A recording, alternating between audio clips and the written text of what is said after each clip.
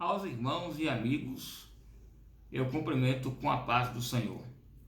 Para os irmãos que frequentam a Escola Bíblica Dominical e já acompanham as publicações desse canal, eu agradeço imensamente pela sua audiência. Deus abençoe. E para você que está nos visitando pela primeira vez, seja bem-vindo. Eu quero, na ocasião, aproveitar o momento para lembrar mais uma vez que esse canal inicialmente tem como objetivo apresentar breves comentários bíblicos da revista da Escola Bíblica Dominical, publicada pela CPAD. É interessante que essas publicações trimestrais elas têm 13 lições por trimestre. E nessa videoaula iremos comentar a lição de número 12. Portanto, já estamos praticamente no final do conteúdo programático. E mais, depois que você acabar de assistir o vídeo, caso você se sinta edificado, inscreva-se no nosso canal para dar um apoio e em seguida compartilhe com mais alguém de sua preferência. Bem, o tema da lição dessa semana é a conduta do crente em relação à família. E os textos dessa lição estão em Efésios capítulo 5, verso 21 ao 33. E o capítulo 6, do verso 1 ao verso 4. Logicamente que meu comentário aqui é apenas um breve resumo do que será de fato as aulas das escolas bíblicas. Bem, para falar da família, o apóstolo faz uma alusão a Cristo e à igreja. O apóstolo vai falar do relacionamento conjugal e do relacionamento de pais e filhos. E é importante dizer que a família é uma instituição construída por Deus. Inclusive, se você observar na Bíblia, existem dois relacionamentos divinos que servem de analogias para refletir os dois relacionamentos da família. A família, você tem a relação do marido com a esposa e a relação de pai com filhos. Na Bíblia também temos uma relação parecida, que é a de Cristo como noivo para com a igreja também, que é chamada de noiva. E ainda temos a relação de Deus Pai com Jesus, que é o Deus Filho.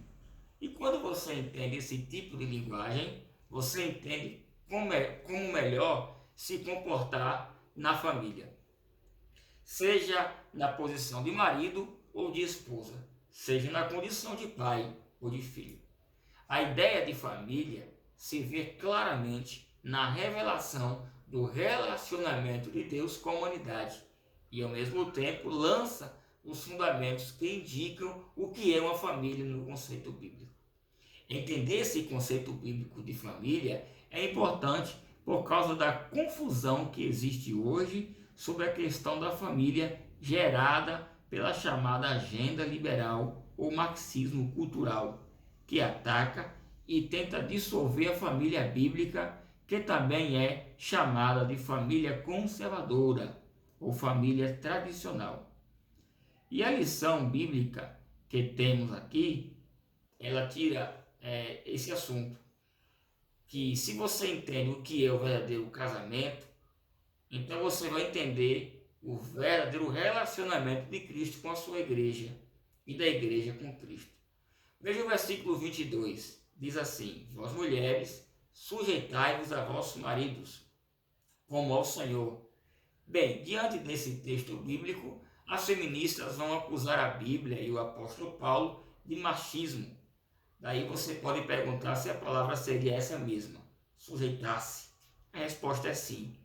Porque primeiro que um casamento legítimo, que segue o padrão bíblico, é entre um homem e uma mulher. Veja Gênesis 2:24. Portanto, deixará o homem a casa de seu pai e de sua mãe, e apegar-se à sua mulher, e serão ambos uma só carne. Segundo que em um casamento legítimo, que segue o modelo bíblico, deve existir uma liderança, e Deus optou que fosse o homem. Alguém na tentativa de suavizar a franqueza desse texto, dizem que ele fala de uma liderança compartilhada. Mas não é assim que está escrito. Liderança compartilhada é como um cabo de guerra que puxa para um lado e o outro puxa para o outro. Portanto, a liderança do homem no casamento é uma recomendação bíblica. Veja Efésios 5:23. Assim está escrito. Porque o marido é a cabeça da mulher, como também Cristo é a cabeça da igreja, sendo ele próprio o salvador do corpo. A liderança do homem no casamento é apenas uma continuidade de um padrão de hierarquia que o próprio Deus estabeleceu na criação. Eu chamo de princípio de ordem criativa. Nos céus, os anjos estão organizados em hierarquia. Os próprios anjos, quando uma vez se rebelaram, não tiveram esse princípio, tendo em vista que eles não encontraram um modelo melhor. As estrelas diferem de luz umas das outras. Os animais estão distribuídos em uma ordem de hierarquia tão complexas que uma espécie depende da vida de outra para viver. É a chamada cadeia alimentar. O reino mineral segue o mesmo padrão. Existem fatores que determinam uma pedra preciosa maior que outra. As forças armadas em qualquer época, em qualquer lugar da história humana, sempre seguiu esse mesmo princípio. O mesmo também vale para o setor empresarial. Em uma empresa é necessário um quadro efetivo bem distinto de posições hierarquizadas para o bom funcionamento de uma companhia. Agora eu lhe pergunto, se todos esses segmentos são assim, por que a família seria a única a ser concebida diferente? Veja que está claro aqui o princípio da ordem concebida, o princípio da ordem criativa de Deus. É importante que se diga que a família não foi criada pelo homem nem pelo Estado. A família é uma ideia genial de Deus. E se foi Deus quem a criou, é Ele quem diz como ela deve funcionar. E como a família funciona? Veja o que o texto diz: sujeitai-vos a vosso marido, como ao Senhor. Sujeição da mulher ao marido é igual à sujeição da igreja a Cristo. Porque nós, como igreja, nos sujeitamos a Cristo. Porque Cristo nos amou primeiro, tanto que se entregou por nós. Da mesma forma, a mulher se sujeita ao seu marido. Se ele o ama, se ele a ama sacrificialmente. Então, se ele a assiste, se ele a apoia, se ele é um companheiro em todas as dificuldades, ela não teria dificuldade nenhuma, logicamente, de segui-lo.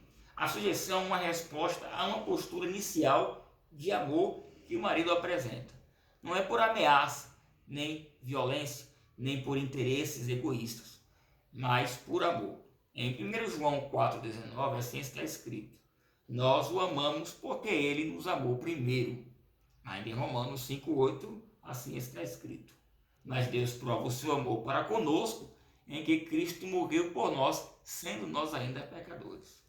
Cristo toma a iniciativa de amar e prova seu amor com atitudes morrendo na cruz. Em resposta a essa atitude, a igreja o ama. Qual mulher sensata também não se submeteria a um marido que tivesse a mesma postura amorosa?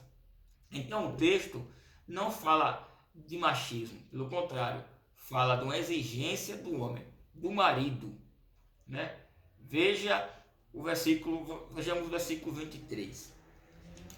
Diz assim, que o marido é o cabeça. Isso está falando do senso de dever, do senso de responsabilidade, da predisposição com a liderança, mas de uma liderança altruísta, ou seja, o homem é o cabeça, foi construído líder para que pensasse mais nos outros que em si próprio. A cabeça pensa, vê, ouve, sente o cheiro e fala. Pensar é planejar, ver é percepção, ouvir é humildade, sentir o cheiro ter interesse do ambiente e falar é deliberar. Bem, agora falando sobre as relações de pais e filhos, o relacionamento de pais e filhos também reflete a mesma ideia, a relação de Deus com seus filhos. Veja que na segunda pessoa da Trindade Santa, Jesus é chamado de filho. Em João 4,34, ele diz que a comida dele era fazer a vontade de seu Pai. Então, essa ideia de um Jesus obediente ao Pai é bem cristalina em todo o Novo Testamento. Portanto, mais uma vez, o apóstolo usa a figura da relação entre a Trindade Santa para explicar como deve ser a relação de pai e filhos. Por isso que nesse capítulo 6, o verso diz: vós filhos, obedecei a vossos pais no Senhor, porque isto é justo. Mais uma vez, ele orienta no sentido de uma unidade que funciona debaixo de uma liderança. Se os filhos não são submissos ao pai e à mãe, há uma ruptura, há um comprometimento da estrutura familiar. Atualmente, a figura paterna e a figura da família têm caído em um total descrédito, devido ao desgaste de uma sociedade rebelde que justifica a sua desobediência em uma narrativa de liberdade e independência para alcançar uma tal felicidade. Felicidade essa, liberdade essa, independência essa, que não existem. Que digam os altos índices de ansiedade, depressão, dependências químicas, crises de identidade, gravidez na adolescência, abortos e suicídios. Essa tal liberdade sem limites e essa independência sem referência da palavra de Deus é mais uma mentira de Satanás. Portanto, o pai e a mãe é a primeira referência de autoridade que uma criança aprende. Então, o conceito de hierarquia está mais uma vez imposto no ser humano. Mas a revelia desses princípios e conceitos, os novos modelos de liberdade individual, não respeita a ninguém. E o resultado é uma sociedade descentralizada que tenta desgastar a imagem da família tradicional com a figura de um pai opressor, de uma mãe oprimida e de filhos alienados da felicidade. A verdade é que se você é um filho desobediente, você é um forte candidato a uma vida sem propósitos. Em Romanos 13, versículo 1 a 2, assim está escrito: toda alma esteja sujeita às autoridades superiores, porque não há autoridade que não venha de Deus, e as autoridades que há foram ordenadas por Deus. Por isso, quem resiste à autoridade, resiste à ordenança de Deus. E os que resistem trarão sobre si mesmo a condenação. Quem resiste à autoridade, resiste a Deus. A primeira autoridade que Deus já constitui são os pais. Porque os pais são coparticipantes com Deus na nossa criação e na nossa educação. E é daí que vem a autoridade deles. Os nossos pais são os sócios de Deus para a nossa existência. O apóstolo encerra sua orientação com mais uma observação, desta vez aos pais, com relação aos filhos, quando lhe diz: vós pais, não provoqueis a ira aos vossos filhos, mas criai-os na disciplina e na demonstração do Senhor. Os pais precisam tomar cuidado com o excesso de autoridade, bem como evitar dar motivos de que os filhos pensem que eles não são importantes. Geralmente os pais podem incorrer no erro de que seus filhos já não estejam prontos para assumir novos desafios. E por causa desse excesso de proteção, há uma ruptura. Como de costume, eu quero encerrar citando um texto que está em Hebreus 12, versos 6 ao 7. Assim está escrito: porque o Senhor corrige o que ama e açoita a qualquer que o recebe por filho. Se suportais a correção, Deus vos trata como filhos, porque filho que ele considera, o pai que considera o filho corrige. Que Deus abençoe a todos. Nos encontramos na próxima aula.